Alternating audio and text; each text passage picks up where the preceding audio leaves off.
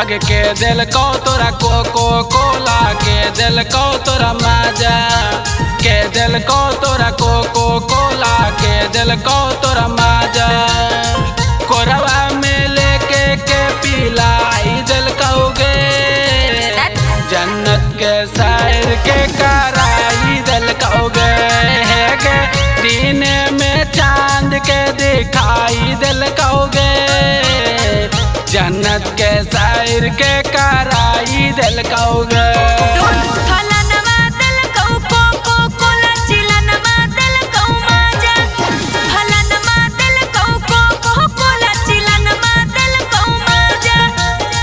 मुखिया के भतीजावा पिलाई दिल कौरे जन्नत के सैरवा कराई दिल कौरे मुखिया के भतीजावा पिलाई दिल कौरे जन्नत के सैरवा कराई दिल कौरे। म्यूजिक बाय आशीष श्रीवास्तव।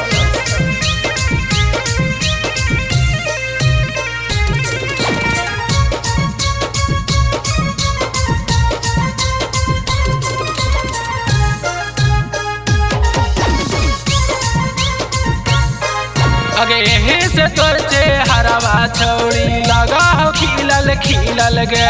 कि हम बताइयो तोरा छौड़ा मजे से मजे बड़ी मिलल रे मजे से मजे बड़ी मिलल रे अगे यही से तोर चेहरावा छौड़ी लगा हो खिलल खिलल गे कि हम बताइयो तोरा छौड़ा मजे से मजे बड़ी मिलल रे के दिल को दुमका के झुमका के अगरा के घगरा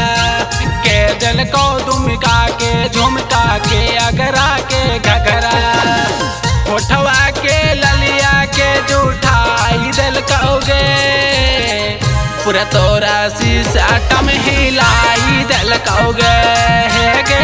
दिन में चांद के दिखाई दिल कहोगे जन्नत के शायर के कराई दिल कहोगे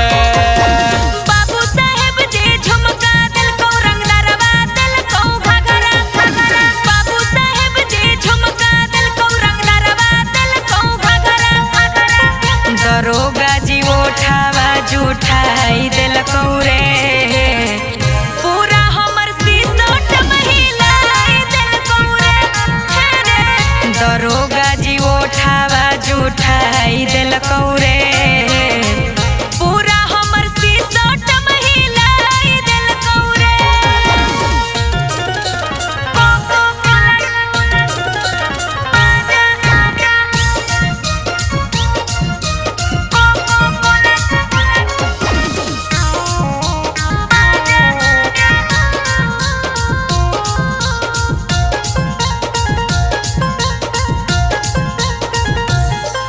आगे पूरा फिदा है को तोरे पर मैनेज कैसे कराएंगे फर्क ना हमारा पड़ा है छोड़ा तू काहे इतना डरही रे आगे पूरा फिदा है को तोरे पर मैनेज कैसे कराएंगे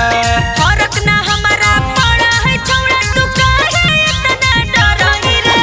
के दिल को पौआ के पायल के कनमा के बाली के दिल को पौआ के पायल के कनमा के बाली जादू के तोरा पर चलाई दिल कहोगे जन्नत के शायर के कराई दिल कहोगे है गे दिन में चांद के दिखाई दिल कहोगे जन्नत के शायर के कराई दिल कहोगे। अरे आशीष दिल को पौआ पायल सीसू को ना बाली आशीष दिल को पौआ पायल सीसू को ना बाली ऋषि सिकंदर जादू चलाई दिल कौरे गुलशन खिलाई के मोटाई दिल कौरे ऋषि सिकंदर जादू चलाई दिल कौरे।